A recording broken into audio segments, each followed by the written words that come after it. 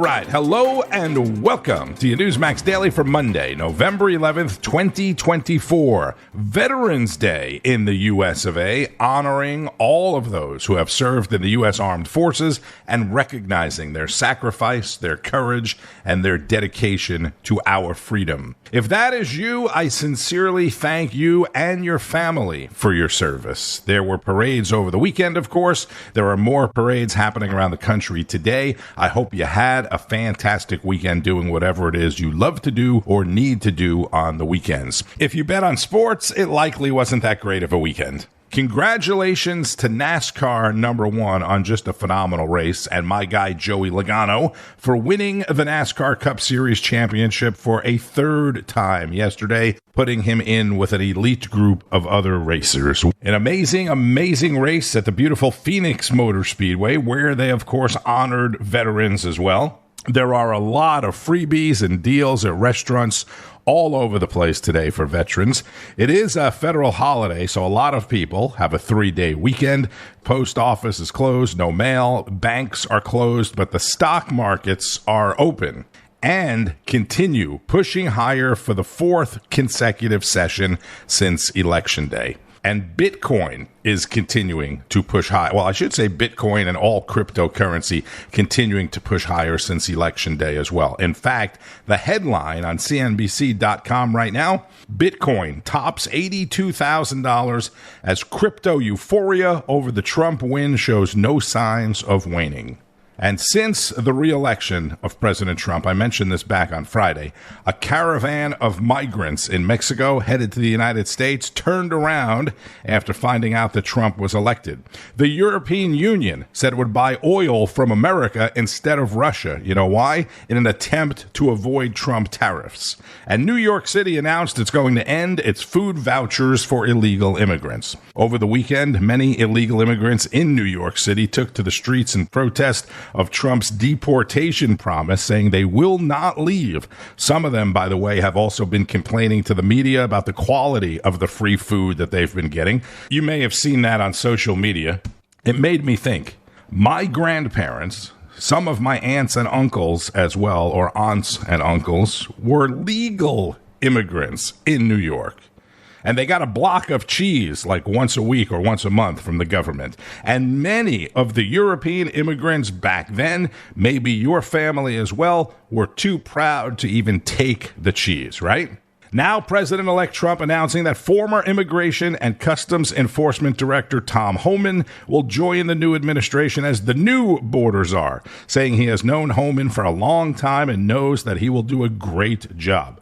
This is Homan in a recent 60 Minutes interview. I hear a lot of people say, the talk of a mass deportation is racist. It's threatening to the immigrant community. It's not threatening to the immigrant community. It should be threatening to the illegal immigrant community. Yeah, they keep kind of leaving out the word illegal. This was Homan at the RNC back in July. As a guy who spent 34 years deporting illegal aliens, I got a message to the millions of illegal aliens that Joe Biden's releasing our country in violation of federal law.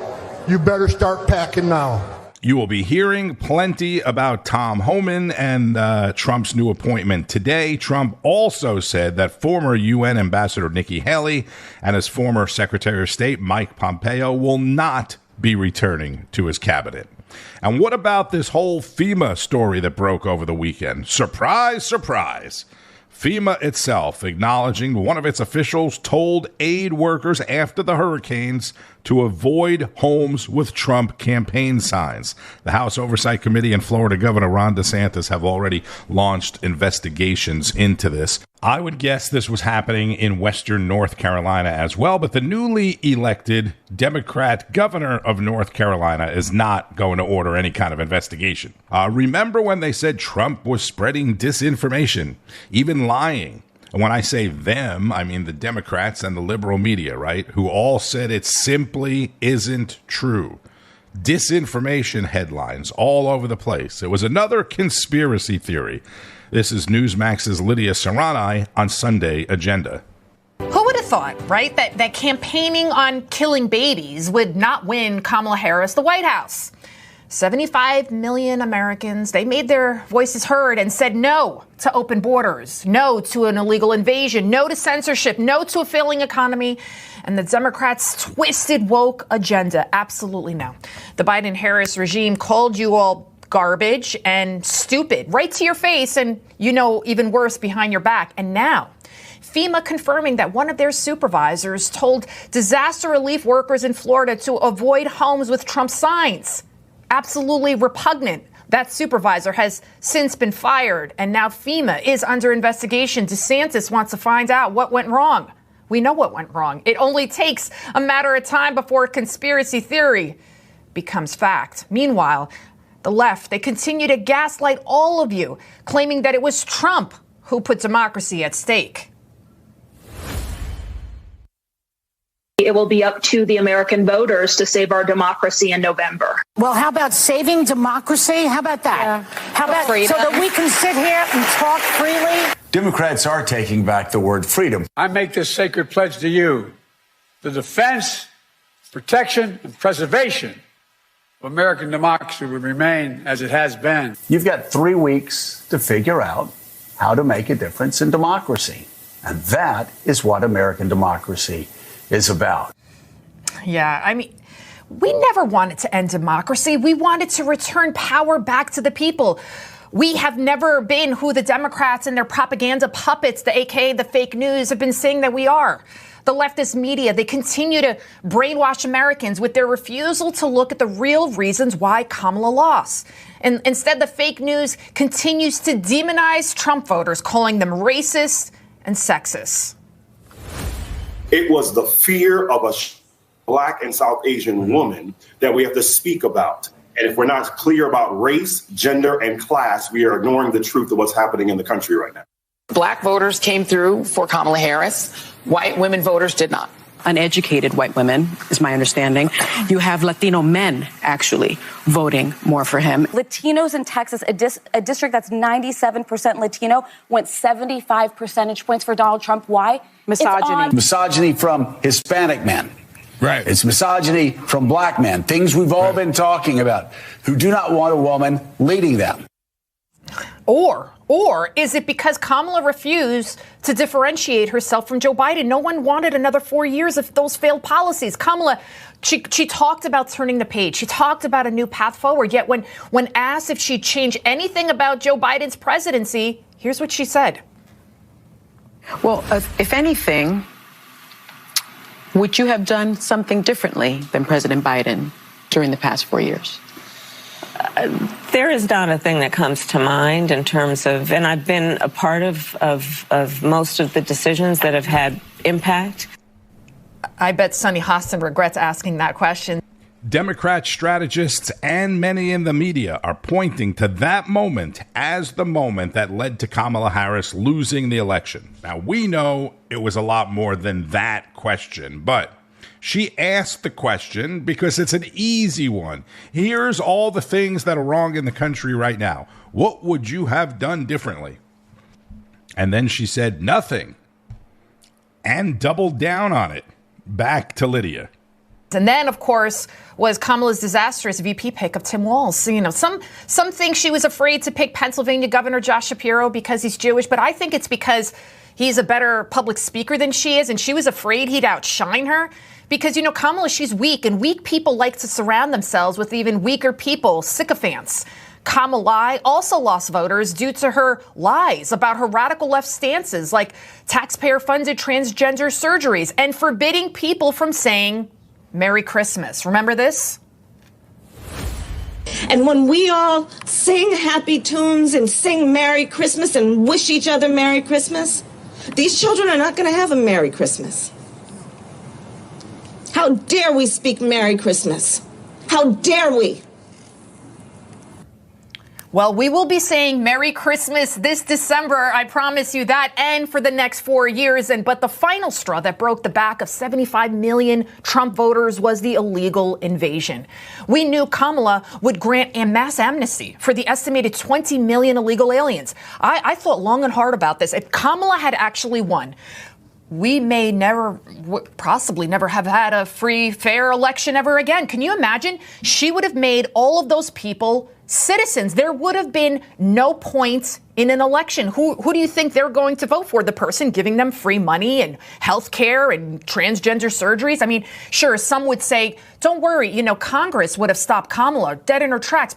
Maybe. But already $150.7 billion have been spent on illegals in just 2023 alone. That's a lot of money. Meanwhile, Kamala attempted to distract the American voter by parading out multi-millionaire celebrity after celebrity, from Beyonce to Cardi B. Reports say the millions she spent on these concerts now have left her campaign $20 million in the red. That's Lidia Curanaj on Sunday Agenda. So the Harris-Walz campaign raised more than $1 billion. $1 billion. That's more than 3 times what Trump raised, but somehow they're $20 million in debt now and asking supporters to donate more money to help them fund recounts of Senate and House races that they lost. North Dakota Republican Senator Kevin Cramer, who won re-election in his state, spoke with Tom Basile on America Right Now. North Dakota Republican Senator and member of the Senate Armed Services Committee, Senator Kevin Cramer. Donald Trump had a great night, Senator, but not as good as yours. You had a 30-point re-election victory. What does the win feel like? And also knowing now that you're going to be in the majority. Sure. Well, the win felt great. Thank you, Tom. And when you can double the number of votes that your opponent got, it makes for a nice early evening. However, the real work begins now. And so I look forward to being in the majority, having a gavel or two in some subcommittees, and working with Donald Trump to really make America great again. Let's go back to President-elect Donald Trump's massive victory. He had a clean sweep, all 7 swing states. I think there were very few pundits that saw that coming.